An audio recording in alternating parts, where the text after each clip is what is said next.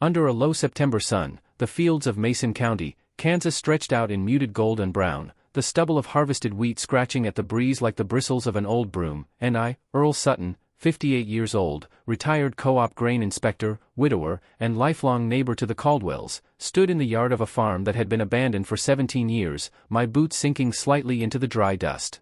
The boards of the old Caldwell barn were warped and gray, its hayloft door hanging askew, creaking in the wind like it was trying to speak. The place had been left exactly as it was the day Ray Caldwell disappeared in 1991, or at least, that's what folks said. I remembered it well. The summer was brutal, temperatures north of 100 for weeks, and Ray had been in the thick of it, running irrigation lines and trying to keep his soybeans from shriveling. Then, without warning, he was gone. His wife, Mabel, reported him missing. Sheriff's boys searched the fields, the barns, the grain bins. They dredged irrigation canals and sent dogs through the hedgerows. All they found was his truck, parked under the big elm by the road, the keys still in it. No footprints, no note, no sign of struggle. Back then, I was 39, with 2 young kids and my own harvest to tend, but I still helped with the searches. Days turned into weeks, weeks into months, and then into years, and the story of Ray Caldwell settled into the dust like everything else in Mason County. Now, in 2008, Mabel had passed 2 winters ago, no kids to inherit, and the bank was ready to auction the place off. But before they could, a real estate agent sent by the bank had called me, said she'd found something in the barn that she thought I ought to see, given I'd been Ray's closest friend. That's why I was here now, staring at her as she stood in the doorway, clipboard clutched to her chest like a shield.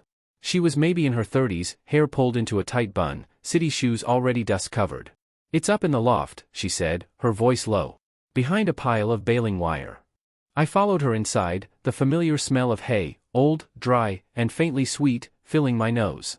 My boots made the boards groan in protest. The loft ladder was still the same one I'd climbed 100 times to help Ray throw down bales, each rung smooth from decades of use. At the top, the afternoon light filtered through gaps in the siding, striping the loft with pale gold. She pointed to a spot behind a leaning tower of baling wire spools, the kind Ray always kept handy for mending fences. I had to move 3 heavy spools before I saw it, an old, dented tin lunchbox, its red paint chipped, the handle wrapped with electrical tape. My heart gave a slow, heavy thump. "Go on," she urged. Kneeling, I flipped the latch. Inside were folded pieces of paper, browned at the edges, along with a small pocketknife I recognized immediately, the same one Ray carried since high school, with a cracked bone handle. My fingers were suddenly clumsy as I unfolded the first page. The handwriting was Ray's, no doubt about it, a little slanted, the Y's trailing low. The words were short, almost terse. "If you're reading this, it means something's gone wrong. Don't trust them. Keep out of the west pasture." There were 3 more notes, each written on scraps of lined notebook paper, each stranger than the last. One spoke of meetings at night by the grain silos, another warned about the co-op books not matching the shipments, and the last, written in a shaky hand, just said, "They'll come for the land, and they won't care who they hurt." I felt a prickle at the back of my neck, the way you feel when a storm's about to roll in. I didn't know who they were, but Ray clearly hadn't trusted them. "You think this has something to do with his disappearance?" the agent asked. I nodded slowly, my eyes scanning the shadows in the loft. "This changes everything," I said. The agent shifted uneasily. "I've got to get back to town. I'm supposed to meet the bank manager." I told her I'd lock up. She was gone in less than a minute, her little sedan kicking up dust as it pulled away. Alone now, I sat in that loft, holding Ray's words. I thought of 1991, of the rumors that had swirled. Some said he ran off with a waitress from Dodge City, others whispered about debts, still others claimed he'd found something on his land he wasn't supposed to and paid for it. I'd never believed he'd walk away without telling me, or his wife, or anyone. The Ray I knew was stubborn as a mule, yes, but loyal to the bone. If he'd left, there had to have been a reason. My mind went back to the west pasture, a low-lying section of Ray's property near the creek. The soil there was dark and rich, perfect for alfalfa, and I remembered that the year before he disappeared, Ray had fenced it off and planted sorghum instead. Said he was trying something new. But later, when I drove past, it looked like nothing was growing there at all, just weeds. I'd never asked him why. Now, as the light in the loft shifted and a chill crept in, I decided I'd find out. I climbed down, tucked the lunchbox under my arm, and walked out to my truck. Before heading to the pasture, I stopped at my place to grab a flashlight, a shovel, and my old Remington .22, habit more than anything. Out here, you never knew when you might run into a coyote or a rattler. The west pasture was about a half-mile from the barn, the grass grown tall and dry. The fence was sagging in spots, the wire rusted. I stepped over it and felt the crunch of brittle stalks under my boots. The ground had a strange feel, soft in some spots, almost like it had been turned over not long ago. I swept the beam of my flashlight across the weeds and caught sight of something metal protruding from the dirt. Brushing the soil away, I found it was the edge of an old steel drum, half buried. My pulse quickened. I pried at the lid with the shovel until it popped free, the hinges squealing. Inside were more papers, wrapped in oilcloth to keep out moisture, and something else, a co-op ledger book, its cover stained and worn. I flipped it open. The entries were neat, but there were discrepancies I spotted right away, shipment weights that didn't match the storage totals, dates that didn't line up with harvest schedules. Whoever kept these books had been cooking them, and doing it for years. I didn't get to read much more before I heard the crunch of tires on gravel. Peering over the fence, I saw headlights bouncing toward the barn from the county road. A black pickup, windows tinted, no plates. I ducked low, tucking the ledger into my jacket. The truck stopped near the barn, two men getting out, both in dark jackets and baseball caps. One carried a flashlight, the other something that looked a lot like a crowbar. They moved with purpose, heading straight for the barn. My gut told me they weren't here for nostalgia. I backed away, moving through the tall grass until I reached the far side of the pasture. The creek was low, just a trickle, and I followed it under the cover of the willows until I was a good distance from the farm. When I finally reached my truck, I didn't go home. Instead, I drove to the one place I knew I could talk without being overheard, the diner in town, where Martha, who'd been pouring coffee since before I was born, would keep her ears open and her mouth shut. By the time I slid into a booth, the ledger was on the table between us. She looked at it, then at me, her eyes narrowing. "Earl," she said, "you're stirring up something that's been buried a long time." The next morning broke with a pale gray sky, the kind that made the wheat stubble and bare fields look like they'd been drained of color, and I stood in my kitchen staring at the co-op ledger I'd laid out on the table, the spine cracked, the pages yellowed, the numbers stubbornly telling a story that didn't add up. Ray's notes from the lunchbox were stacked beside it, each one creased from years of being folded, each one whispering that something dark had taken root in Mason County long before. He vanished. I knew better than to walk into Frank Harlow's office and start waving these around. That would be like dropping a lit match into a silo full of grain dust, so instead I decided to start at the edges, where folks might be more willing to talk. I remembered that back in the late 80s and early 90s, the co-op's main storage facility was run by a man named Chester Lee, an old hand who knew every grain bin and auger in the county. Chester had retired to a small house on the edge of town, and if anyone had seen shipments coming or going that didn't make sense, it'd be him. I drove over, my boots crunching on the frost as I walked up his path, the air sharp with the smell of wood smoke from his chimney. Chester opened the door a crack, peering at me with pale blue eyes set deep in a weathered face, his hair now pure white. "Earl Sutton," he said slowly, as if tasting the name. "You've been quiet a long while. What brings you here?" I told him I wanted to ask about Ray Caldwell, about the co-op's books back in '91, and his eyes flickered with something, fear, maybe, or just the weight of memory, before he stepped aside and let me in. His living room smelled of coffee and old paper, and the table was cluttered with seed catalogs, though I knew he didn't farm anymore. We sat, and I slid the ledger across to him. He turned a few pages, running his finger down the columns of numbers, and gave a slow shake of his head. "These entries here, see this?" he said, pointing to a shipment listed at 2,500 bushels when the bin it came from only held 1,800 at capacity. That ain't just sloppy bookkeeping. That's padding. And if I remember right, these dates line up with when the Harlow boys were hauling grain at night. My pulse quickened. Hauling where? Chester's gaze drifted toward the window, as if making sure no one was listening. "West, past the county line. Folks said it was to a buyer in Garden City, but I never saw no receipts. Ray, he asked me about it once, maybe 2 months before he disappeared. Told me to keep quiet for now, but that he was onto something." He closed the ledger and pushed it back toward me. "You need to be careful, Earl. Frank's got ears in places you wouldn't think. And if he figures you're stirring up ghosts, he'll make sure you regret it." As I left Chester's place, the wind had picked up, tossing bits of dry grass across the road, and I felt that same prickling on the back of my neck I'd felt in the barn loft yesterday. Someone was watching. I didn't see a car, but when I pulled out, a dusty blue sedan eased away from the curb a block ahead, keeping a steady distance until I turned off onto the county road toward my place.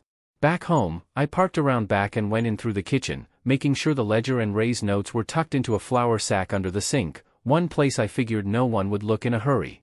I just poured myself a cup of coffee when the phone rang. It was Martha from the diner. "You'd better get down here," she said, her voice low. "I just saw something you ought to hear about." I drove into town and found her behind the counter, pouring coffee for a pair of old ranchers. When they left, she leaned across and whispered, "Frank Harlow was in here this morning, talking to a fellow I didn't recognize.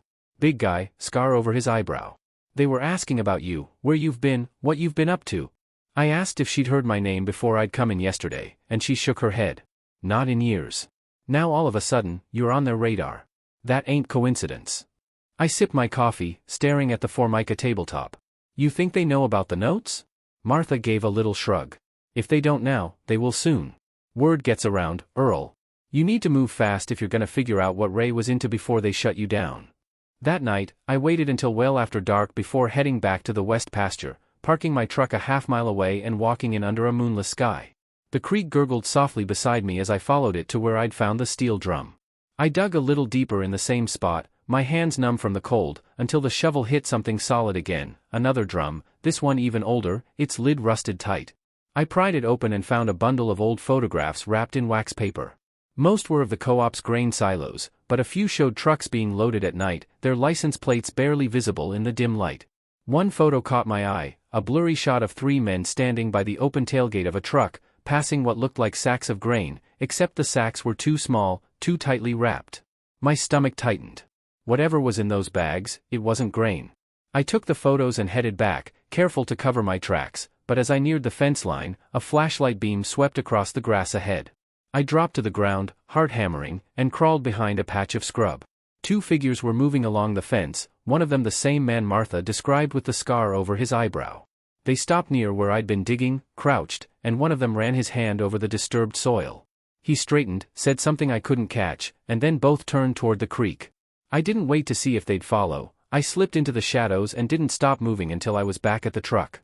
At home, I spread the photos on the table, the faces grainy but still identifiable. One of the men was Frank's younger brother, Leonard, who'd supposedly left the county years ago. Another was a fellow named Dennis Cole, a trucker who'd done runs for the co-op back in the day. The third man's face was in shadow. I was still staring at them when there was a knock at the door, 3 slow raps. I grabbed the .22 from the counter and eased to the window. It was Chester, his collar turned up against the wind. I let him in, and he wasted no time. "They know you've been digging, Earl. Someone saw your truck by the pasture last night. I heard it from a buddy at the feed store."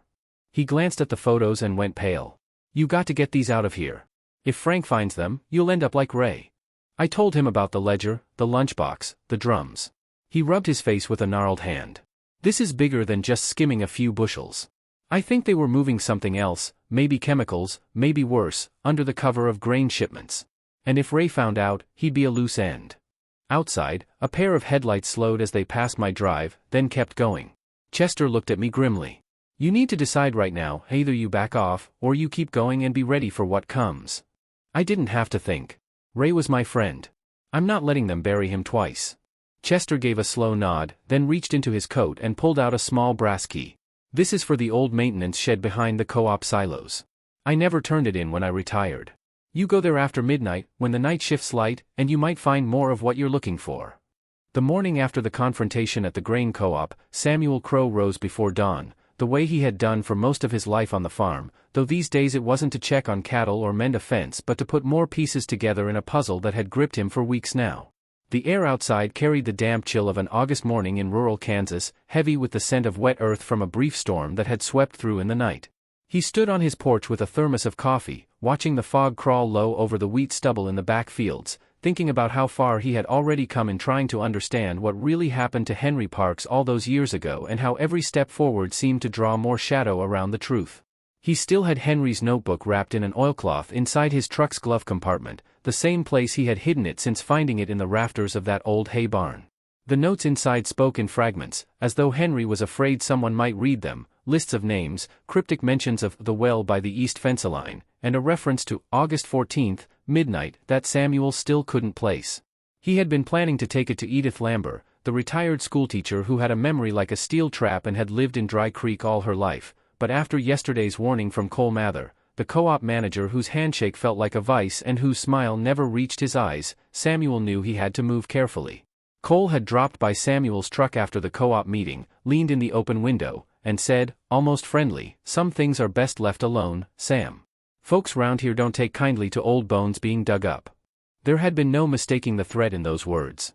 By mid-morning Samuel decided his next step wasn't to talk to Edith yet, but to follow the trail Henry's words had set. He drove out past the old Parks property, long since sold to a big outfit out of Wichita that used the fields for soybeans now, the farmhouse sitting empty, its windows dark and warped from years of heat and wind. He parked by the barbed wire fence, hopped over like he'd done 100 times as a kid, and headed east along the property line until he found it, an old stone well, capped with a rusted sheet of tin held down by a cross of rotted planks. Weeds had grown tall around it, but the earth directly beside the stones looked recently disturbed, as though someone had been digging or prying something loose. Samuel crouched, running his fingers through the soil, catching the faint metallic glint of something small half-buried. It was an old brass key, green with tarnish. He slipped it into his pocket before standing, scanning the horizon for any sign of movement. There was none, but he felt the hairs on his neck stand. Back at his truck, he pulled the notebook out and looked again at Henry's scrawl. Beside the mention of the well, Henry had written, "Key, don't lose it, opens where we met that winter." That phrase sent Samuel tumbling back in memory, to a night in 1989 when a blizzard had stranded him, Henry, and a few other men in the park's north equipment shed. They'd burned hay in a steel barrel for warmth, huddled among the Massey Ferguson and John Deere tractors, sharing stories until morning. That shed still stood, on the far side of the property, though the new owners used it for storage. Samuel's gut told him that whatever Henry had hidden might still be there, untouched. But as he drove toward it, he noticed something unsettling, a white Ford pickup trailing a quarter-mile behind him on the dirt road, matching his turns. When he slowed, it slowed. When he sped up, it did the same. Samuel decided not to go directly to the shed. Instead, he took a hard right down an unmarked farm lane, kicking up a plume of dust that swallowed the trailing truck for a moment. He pulled behind a line of cottonwoods, killed the engine, and waited. Sure enough, the white pickup rolled by slowly, the driver's face obscured by a ball cap and sunglasses, not looking toward the trees but clearly checking the road ahead. After it was gone, Samuel sat there a long minute, his mind chewing on the fact that he was being watched. By late afternoon he made it to the north shed on foot, cutting across the back of the park's property to avoid the road. The building was just as he remembered, big sliding doors, one hanging crooked on its track, the corrugated metal wall sun-bleached and streaked with rust. He tested the key in the side door's padlock, and it clicked open. Inside, the air was thick with the smell of oil, dust, and old grain. Rows of machinery stood silent, their paint faded, their tires cracked. Against the far wall, under a pile of burlap sacks, Samuel found a wooden crate no bigger than a bread box.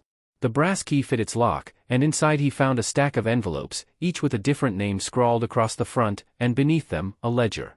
The pages of the ledger made Samuel's stomach twist, lists of grain shipments, dates, quantities, and beside them small symbols he recognized from Henry's notebook. At first it seemed like routine farm records, but the destinations didn't match local buyers. Some shipments were bound for places Samuel knew had no reason to buy from Dry Creek at all. There were out-of-state addresses, and even a few foreign ports marked in pencil. This wasn't just farm business, it was something bigger, something Henry had stumbled onto and maybe paid for with his disappearance. Samuel was still leafing through the ledger when a sound outside froze him, the crunch of boots on gravel. He slid the crate shut, locked it, and tucked it under his arm. Through a gap in the wall he saw a man stepping out of the fading daylight, tall, wearing a brown jacket despite the summer heat, his eyes scanning the shed's doorway. Samuel slipped out the side, moving fast along the back wall, heart pounding. He didn't look back until he'd crossed the irrigation ditch and was on the far side of a hedgerow. The man was in the doorway now, peering into the dark, and Samuel knew he had only minutes before the search widened. He made it back to his truck under cover of the encroaching night, the crate hidden beneath a tarp. He didn't go home right away. Instead, he drove to the only place he knew the contents would be safe, Edith Lamber's farmhouse. She took one look at his face and opened the door without a word. In her kitchen, lit by a single lamp, Samuel laid out the envelopes and the ledger. Edith's eyes widened as she flipped through them, muttering the names under her breath. "Sam, these are all old co-op members, but half of them left town after the '92 harvest. Some swore they'd never come back." She pointed to a name near the bottom. "And this man died in '91. How's his name on a shipment in '94? Samuel felt a chill as the implications settled in. Henry hadn't been paranoid, he'd uncovered something rotten at the core of Dry Creek's farming trade, and whoever was behind it had reached far beyond the county. Before Samuel could say more, the distant growl of an engine made them both glance toward the window. Headlights swept briefly across Edith's front porch before moving on down the road, but Samuel saw the outline of that same white Ford. Edith looked at him gravely. "You've kicked up a hornet's nest, Sam. And hornets in these parts don't warn before they sting." He knew she was right. He also knew he wasn't turning back. Henry's trail was getting clearer, but so were the dangers. By the time the first streaks of gray light bled across the horizon, Samuel Crow was already back on the road, the crate of envelopes and ledger now hidden in the false bottom of his truck bed, a trick he'd picked up years ago for hauling tools without drawing attention from scrap thieves. He had barely slept, his mind running loops through the names Edith had recognized, the dates that didn't match, and the lingering image of the man in the brown jacket scanning the shed like a predator scenting prey. If Henry Parks had been on the verge of exposing something, Samuel now held the same match Henry had tried to light, and it felt like the fuse was burning faster than he could think. He decided not to head straight into Dry Creek but to drive toward Cottonwood Junction, a truck stop town 15 miles west, where he could make calls without the certainty of someone tracing them to the Crow farm. The old pay phone at Jake's Diner was still there, no one used it anymore, but Samuel didn't trust his cell phone, not after seeing how quickly word seemed to travel in this mess. He called a number scribbled in the back of Henry's notebook, one labeled only FM. A man's voice answered on the second ring, curt and wary. "Frank here." Samuel explained who he was, that he had been a friend of Henry's, and that he thought he had found something Henry meant for Frank to see. There was a pause, and then Frank said, "If you've got it, you need to get out of town. Meet me tonight, mile marker 42, on Route 6, by the old windmill. After dark. And Sam, don't let anyone follow you." The line went dead before Samuel could ask questions. The windmill was in the middle of nowhere, a perfect spot for a meeting or an ambush, and Samuel knew the risk. But Frank's tone carried a weight that told him this was a man who understood the stakes. The rest of the day Samuel spent in motion, circling back roads, watching his mirrors, stopping twice to see if the white Ford or any other vehicle stuck with him. Once, he spotted the Ford parked outside Miller's Feed Supply, the driver leaning against the tailgate, sipping coffee and pretending not to notice Samuel pass. By dusk, the sky bruised purple and gold, he left the main road for Route 6, the landscape flattening into endless wheat stubble and fence lines broken by the occasional windbreak of trees. The old windmill loomed black against the last smear of daylight, its blades creaking faintly in the wind. A battered Chevy Suburban idled nearby. Frank stepped out, taller than Samuel expected, with a lined face and eyes that never stopped moving. He took the crate without opening it, slid it into the Suburban's back seat, and finally spoke. "This," he said, tapping the wood, "is why Henry died." He explained quickly, in the late 80s and early 90s, a group of powerful co-op heads and grain brokers had run a smuggling operation out of Dry Creek and neighboring towns, disguising high-value stolen goods, sometimes weapons, sometimes pharmaceuticals, inside legitimate grain shipments. The ledger showed exactly which shipments carried contraband, coded in a way only insiders knew. When Henry had stumbled onto it, he'd started writing things down, collecting proof. But someone inside the operation got wind of it. "They tried to buy him off," Frank said. "When that didn't work, they made him disappear." Samuel asked why Frank hadn't gone to the police. Frank's mouth twisted into something between a smile and a grimace. "Some of the police were in on it. County Sheriff's Office too. I didn't know who to trust. Still don't." Before Samuel could press further, headlights flared on the road, fast-moving, approaching from the east. Frank's expression sharpened. "They found us. Get in your truck and go. I'll draw them." Samuel hesitated but saw Frank's hand slip under his jacket, gripping something metallic, and knew he wasn't bluffing. He gunned his truck onto the dirt shoulder and swung wide past the windmill as the white Ford barreled toward them. In his mirror, he saw two men get out, one with the brown jacket from the shed, the other broad-shouldered and wearing a baseball cap. Frank stayed by the Suburban, his stance steady, but Samuel didn't wait to see what happened next.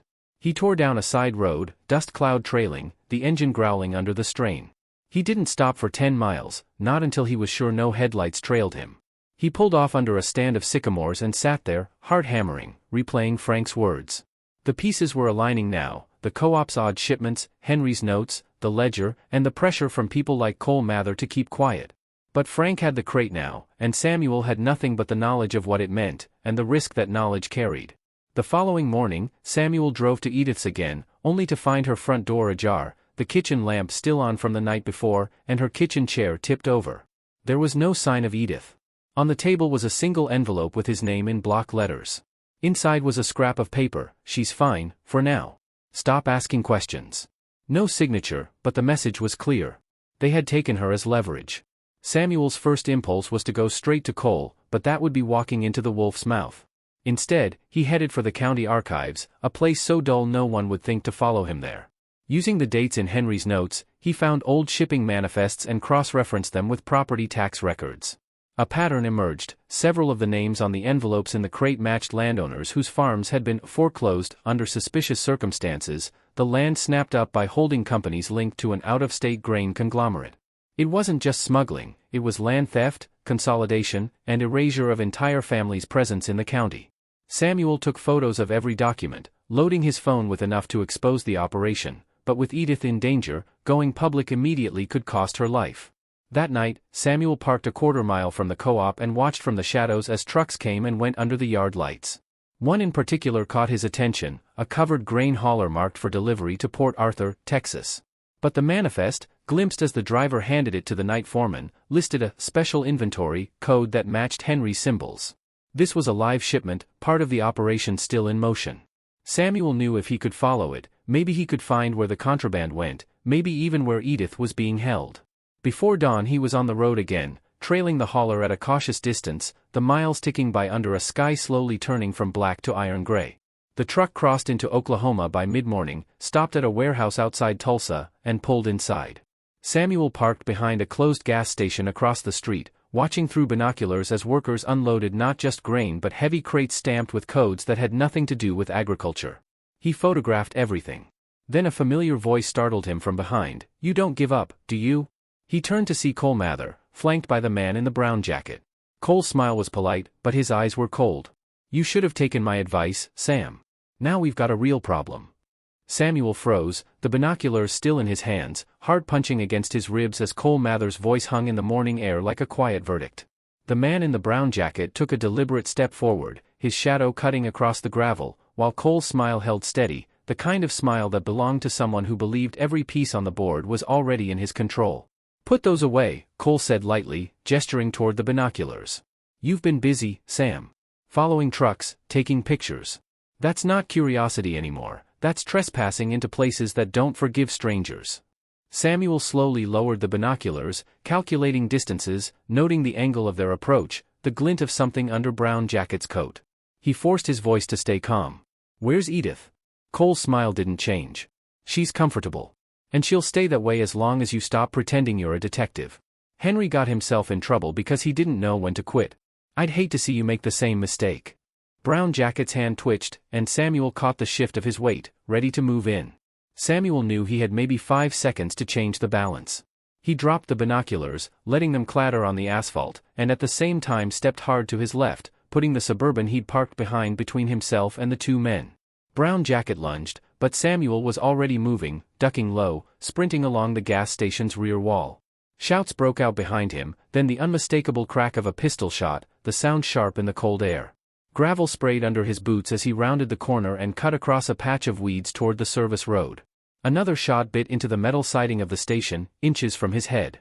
He dove behind a rusted dumpster, breath ragged, mind racing. He had one advantage: they didn't want him dead yet. Cole's words made it clear, Samuel was still useful as leverage. Which meant he could risk pushing them. He pulled his phone from his pocket, thumbed the gallery, and uploaded every photo of the Tulsa warehouse to a secure cloud backup. If they took his phone, the evidence would survive. Then he slid the phone deep into the pocket of an old oil drum lying on its side behind the dumpster. If they searched him, they wouldn't find it. Footsteps crunched on gravel. Brown Jacket's voice: "Closer now, Sam. Don't make this harder." Samuel stayed still, counting the steps, picturing the layout. When the footsteps reached the far side of the dumpster, he burst out, driving his shoulder into the man's midsection. They went down hard, Brown Jacket's pistol skittering away. Samuel didn't wait. He snatched the gun, spun, and fired once into the ground near Cole's feet as the older man rounded the corner. "Next one's not a warning," Samuel said, voice low. Cole's eyes narrowed, calculating. But he raised his hands, palms out. "All right, Sam. You want Edith, you want answers, you'll get them. But you have no idea what's coming if you keep pushing this. People above me, people you'll never see, they don't care about you, her, or Henry. They care about the shipments. And you just made yourself a problem." Samuel kept the gun trained on him as he backed away toward the service road. A horn blared, the grain hauler pulling out from the warehouse, turning toward the highway. Samuel's gut told him Edith was tied to that load somehow, maybe even inside one of those unmarked crates. He made a decision. "Tell your people I'm done," he said to Cole. Then he turned and ran for his truck, abandoning the pretense of backing off. He floored it onto the highway, weaving through traffic until the hauler's white tarp was in sight again. The pursuit turned into a long, tense tale across state lines, the landscape flattening into coastal plain as they neared Port Arthur. The truck finally slowed near the port's security gates. Samuel parked behind a line of tankers, slipping out to follow on foot through the chain-link shadows. Port security barely glanced at the hauler, it was waved through without inspection. Inside the yard, Samuel kept to the stacks of shipping containers, moving closer until he could see the truck back into a warehouse with steel shutters. He slid into a gap between containers just as the doors closed. From somewhere inside came the muffled sound of voices, and then, faintly, Edith's voice, calling his name. He almost moved too soon, but a group of men emerged from a side door, carrying clipboards and speaking in low Spanish. He waited until they were out of sight, then found an unlatched side window and slipped inside. The warehouse smelled of dust and motor oil. Rows of crates lined the walls, some marked with grain co-op logos, others bare. In the center of the room, under a single hanging bulb, Edith sat on a folding chair, hands bound but otherwise unharmed, flanked by 2 guards. Samuel's pulse pounded. He had the pistol still, but 2 guards meant noise, and noise meant backup. He scanned for something, anything, that could give him an edge. On a nearby workbench, an open toolbox glinted. Samuel picked up a wrench, tossed it across the room toward a stack of barrels. The crash drew both guards' attention just long enough for him to close the distance. He struck the first man with the pistol grip, dropping him, then swung on the second, who lunged with a knife. They went down in a tangle, the blade slashing Samuel's sleeve before he knocked the man out cold. Breath ragged, he cut Edith's bonds. "We have to move," he whispered. She nodded, eyes wide. Together they slipped back to the side window, crawling out into the salt-tinged night. But as they reached the edge of the yard, headlights swept over them. Cole Mather stood by a black SUV, flanked by Brown Jacket, bruised but grinning, and 3 other men. "I told you," Cole said softly, "you don't walk away from this." The port's distant horns blared, the night air thick with diesel and danger, and Samuel realized the only way out now was to end it, here or never. The night air hung thick with salt and diesel fumes, the distant hum of the port's machinery blending with the low murmur of waves against the docks. Samuel Crowe and Edith Lambert crouched behind a stack of shipping containers, the cold metal biting through the thin fabric of their clothes, hearts hammering in sync with the distant echo of Cole Mather's voice as it cut through the shadows. "You don't walk away from this, Crowe." The words lingered, a challenge and a promise of the storm about to break. Samuel's mind raced, every option running thin under the weight of danger and desperation. Across the dimly lit yard, Cole's black SUV idled, headlights casting long, menacing shadows, flanked by Brown Jacket and his cohort, their postures tight, ready. But Samuel wasn't about to let years of truth slip through his fingers now, not after Henry's sacrifice, not after Edith's capture. With a nod to Edith, he pressed a finger to his lips and inched toward the warehouse's emergency exit, the faint glow of a red exit sign a beacon in the gloom. His breath came shallow, the memories flooding back, of Henry, who'd once spoken of justice with a fire in his eyes, and of the long nights on the Crow farm when the windmill creaked like a ghost and the stars overhead were the only witnesses to promises made and kept. The door hissed quietly as he cracked it open, slipping inside and motioning Edith to follow. Inside, the warehouse was a labyrinth of shadows and steel, crates towering like silent sentinels. Samuel's hand brushed against the cold metal of a forklift parked nearby. His mind calculated quickly, if he could use the machinery, he might create enough chaos to cover their escape. As he guided Edith deeper into the maze, voices echoed from the loading dock. Cole's men were still outside, but Samuel knew they wouldn't wait long before searching inside. They had to act fast. Reaching the forklift, Samuel flipped the ignition switch, the engine grumbling to life with a rumble that seemed to shake the very rafters. He glanced at Edith, whose eyes mirrored a mix of fear and resolve. "Hold tight," he whispered. Maneuvering the forklift was second nature, years of driving tractors and harvesters had honed his instincts. He drove it toward the nearest stack of crates and slammed into them, sending boxes crashing to the concrete floor with a thunderous roar that echoed like a gunshot. Alarms blared, red lights blinking frantically as the warehouse erupted into chaos. Cole's men shouted orders, scrambling to respond, but the disruption was total. Samuel grabbed Edith's hand, and they darted toward a side door leading to the docks. Outside, the night had transformed into a frenzy of motion, spotlights swung wildly, and men with radios sprinted across the yard. Samuel spotted a small fishing boat moored at the edge of the pier, its hull bobbing gently in the dark water. "This way," he urged. They dashed through puddles, slipping past startled dockworkers. The boat was just big enough for 2, with a motor he recognized from years ago when fishermen still used these waters to haul their catches before bigger companies took over. Samuel fumbled with the keys he'd seen hanging from a hook in the captain's cabin and finally got the engine sputtering to life. As they pulled away from the dock, Cole's men reached the water's edge, shouting curses and waving flashlights, but the boat slipped into the blackness of the bay, swallowed by the night. Samuel steered toward a faint glow on the horizon, the lighthouse marking the channel out to the Gulf. As they left the port behind, Edith's hands trembled, and Samuel offered a steadying squeeze. "It's not over," she said quietly. "But you've got the proof now. The ledger, the shipments, the cover-up. This goes all the way to the top." Samuel nodded, eyes fixed on the water ahead. "And Henry's story won't be buried anymore." Days later, with the help of a trusted journalist from Wichita, Samuel's evidence became the backbone of a statewide investigation that exposed a sprawling network of corruption, smuggling, and land theft linked to major agricultural conglomerates and complicit officials. Edith returned home safely, her resilience a quiet testament to the strength of their fight. Samuel stood once more on his porch, the windmill creaking gently in the Kansas breeze, the wheat field stretching golden and unbroken before him. The land had survived storms and crises before, and now, thanks to those who refused to turn away from truth, it would survive this. The disappearance of Henry Parks, once a wound no one dared reopen, had finally found its voice. Justice had come not with the blaze of headlines but in the slow, steady turning of the earth beneath their feet and the promise that even in the quietest corners of rural America, the truth would endure.